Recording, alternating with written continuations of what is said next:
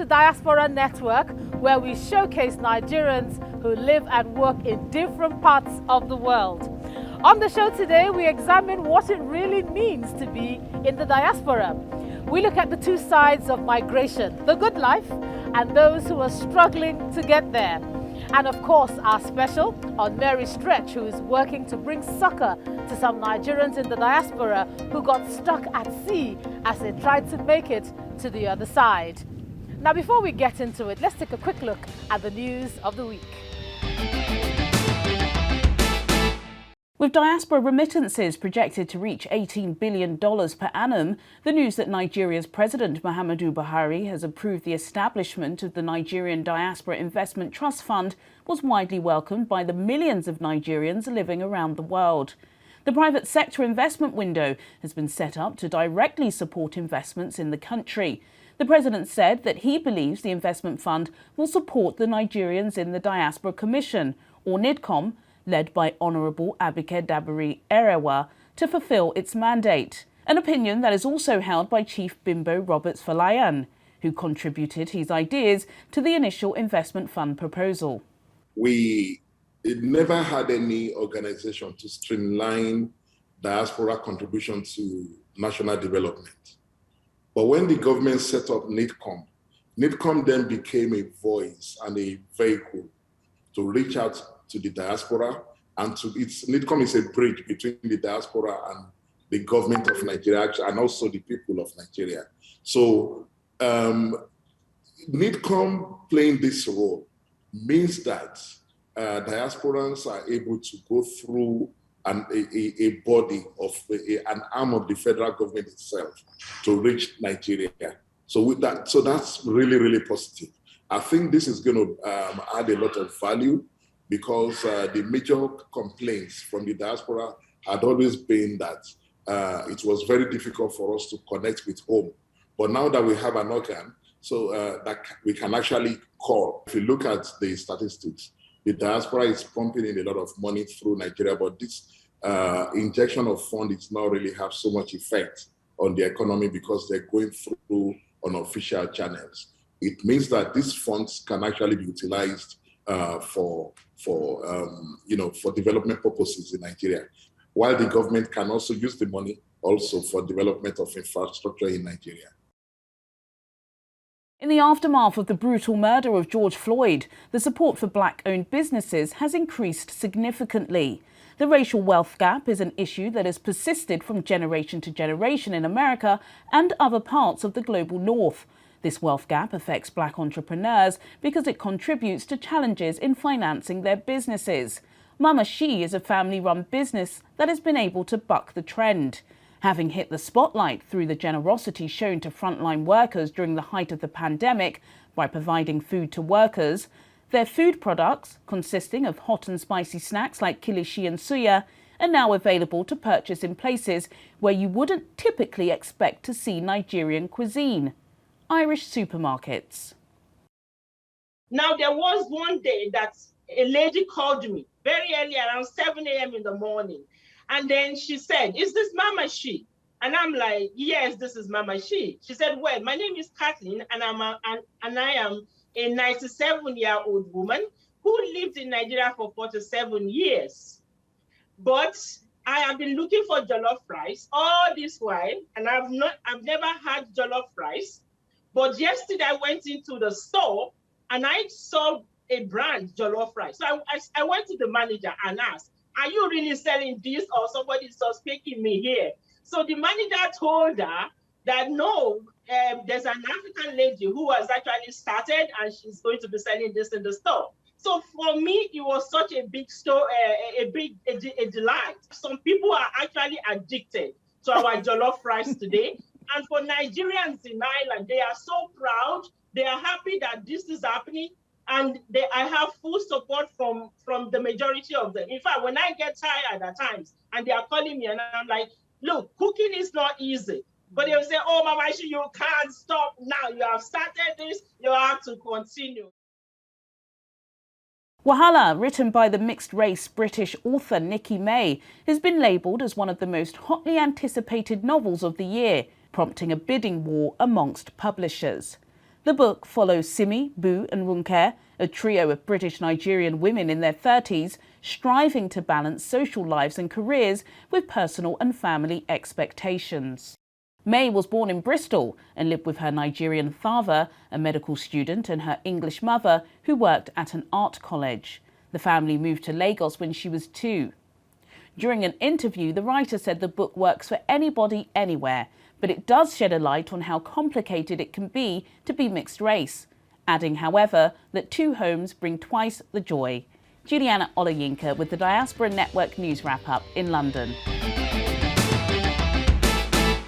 There's a successful Nigerian in almost all the continents of the world. Let's take a look at some of them.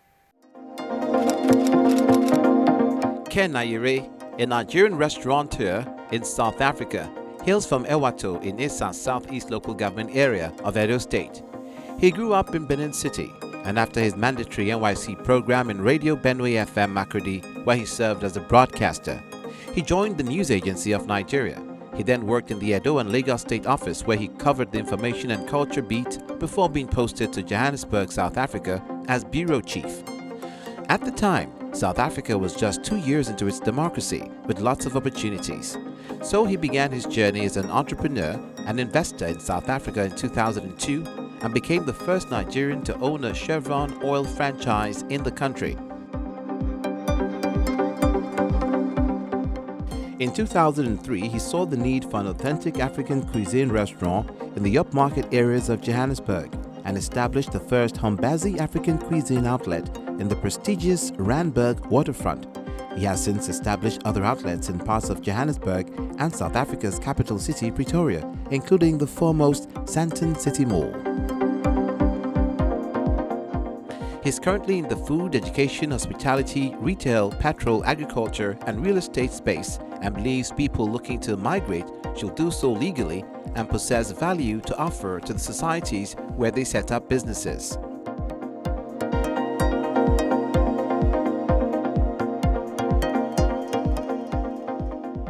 Nigerian-born Akinyemi Olatunji is an experienced senior project manager who gained his bachelor's degree in economics from University of Lagos, Nigeria, and a master's degree from Middlesex University, London.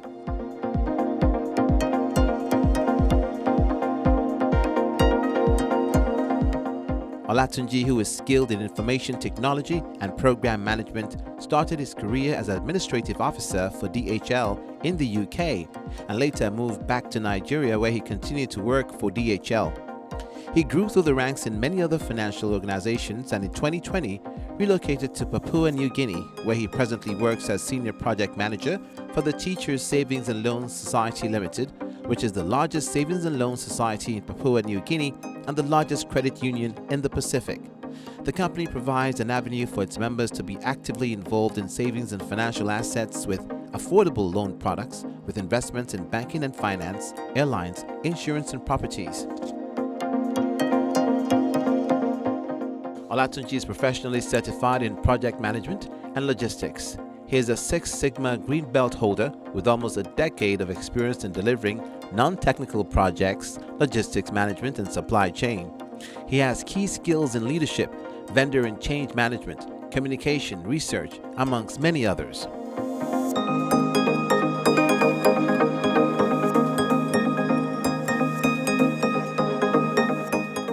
Papua New Guinea is a country in Oceania that comprises the eastern half of the island of New Guinea and its offshore islands. Its capital, Port Moresby, located along its southeastern coast, is the world's third largest island country.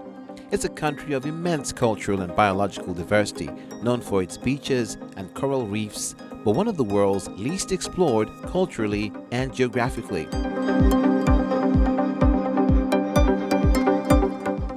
Interestingly, Papua New Guinea, with a population of about 9.2 million people, is now home to less than 30 Nigerians, including Olatunji. It's one of the most linguistically diverse countries in the world, with over 851 known languages. Papua New Guinea houses one of the world's most modern museums and art gallery, which stores an excellent collection of the country's art and cultural artifacts.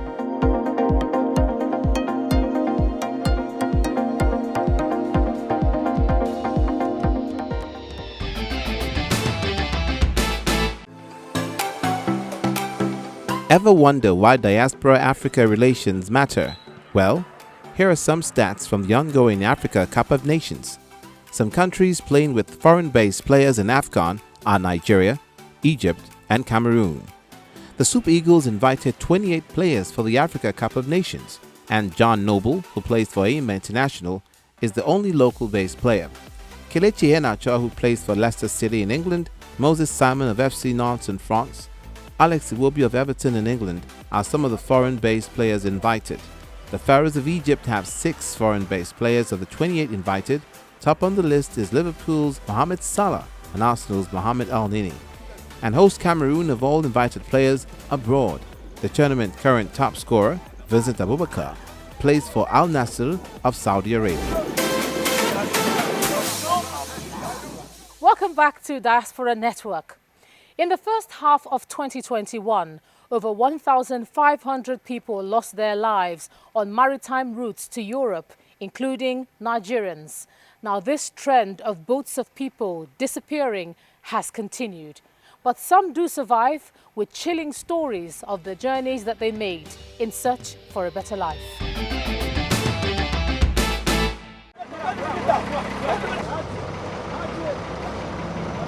In most discussions on migration, the starting point is usually numbers.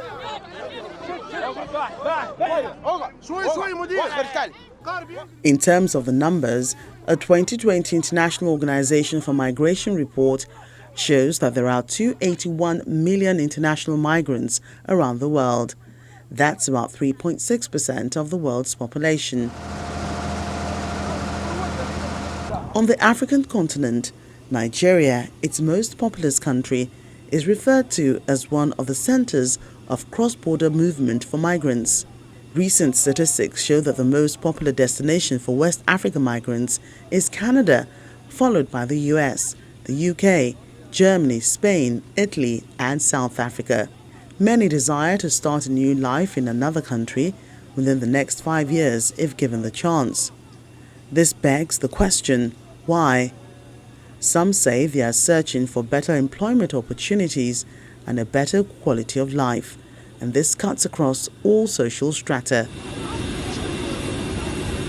One of the world's largest citizenship advisory firms, London-based Henley & Partners, says applications by rich Nigerians increased by 185% in 2020 and 2021, making them the second largest nationality to apply for schemes after Indians.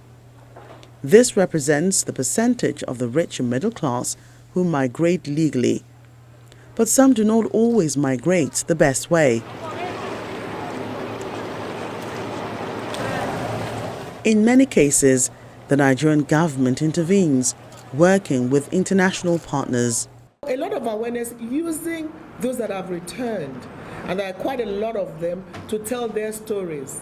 We need an end-to-end approach. So we start with prevention, trying to stop young girls, women, and indeed young boys, and let's not forget that. Young boys are also open to exploitation, being sucked into this horrible career path, or if we can call it a career path, this way of life at all. And that has 2 components. It has the communications campaigning component, and it has the alternative livelihoods component. An International Organization for Migration 2020 report shows that the EU is pouring hundreds of millions of euros into projects in Nigeria to fund a voluntary return program run by the UN's migration agency, IOM, in partnership with the Ministry of Foreign Affairs. Since its launch, more than 80,000 people have been repatriated to 23 African countries after getting stuck or having a change of heart while traveling along often dangerous migration routes connecting sub-Saharan Africa to North Africa. Some Nigerians who opted for this IOM-facilitated repatriation were initially stuck in detention centers or exploitative labor situations in Libya and other parts of the world, like Calais, France. Then came the global pandemic that slowed many of the world's activities. Yet the spread of the virus accelerated the need for more voluntary evacuation flights for those who are stuck. Still, repatriation and rescue efforts continue.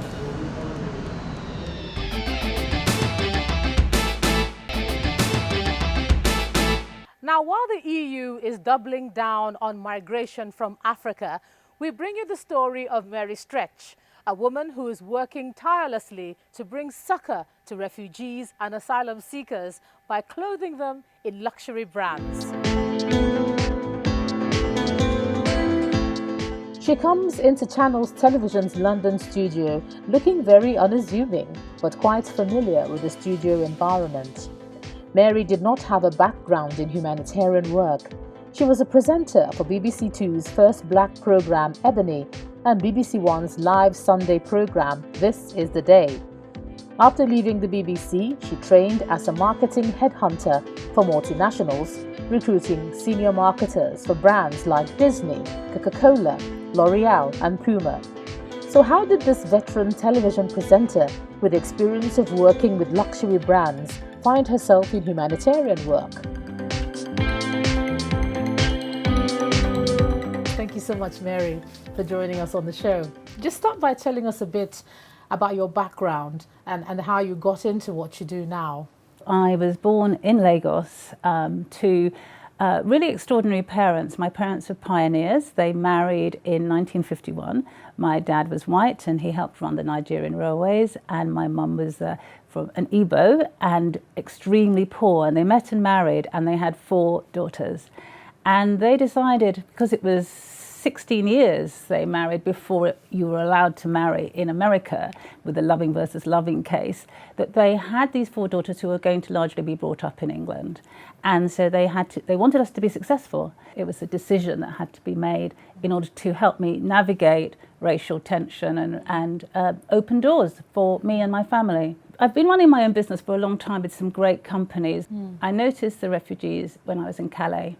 So when I was in France, and these little skinny black migrants used to come and talk to me in Lidl, and I felt I can give them 10 euros, but that's not going to help. And then I thought about actually my passion, and being African myself, being Nigerian, I hate that idea of just being stripped of your human rights. Though if you're forced to leave your country, you're suddenly, the world says you mean nothing. And you can't go and rejoin your family, wherever that is. You've left everybody you know and everything that you care about. You want to start a new life. You're desperate for safety. You've probably been tortured and beaten. You've had to navigate those chilling journeys. You've seen horrendous things, people drowning, people suffering, taking years to cross a continent. You've walked from Syria, and then you get to Calais and you're evicted by the police. They're living wild in Calais. Their makeshift tents and camps are broken up. So who's a refugee? Who's an asylum seeker? Is there a difference? All right, yes. Well, a refugee, according to the Geneva Convention, is somebody who has been forced to leave their home, their country, because of fear of persecution or a number of other specific ills, some of them which I've named, like famine or climate change or armed conflict or religious persecution, and is seeking safety. That is what a refugee is. And an asylum, it's actually a status. So you have to claim asylum in a new country, and until you get the right to remain in that country, in that place of safety, you are an asylum seeker. All right? So you're an asylum seeker up to the point where your claim has been checked out by that country, and they say, yes, you are in fear of your life, and then you get the right to remain, and then you become a refugee. However, we use the catch-all term refugee to cover all of those people, anybody that is running in fear of their life. Mary founded Calais in 2017, and Calais Light is a refugee car-sharing convoy which takes volunteers to Calais for weekends. They help to feed and support the refugees who are stranded there, living in terrible conditions. So just talk us through your big project.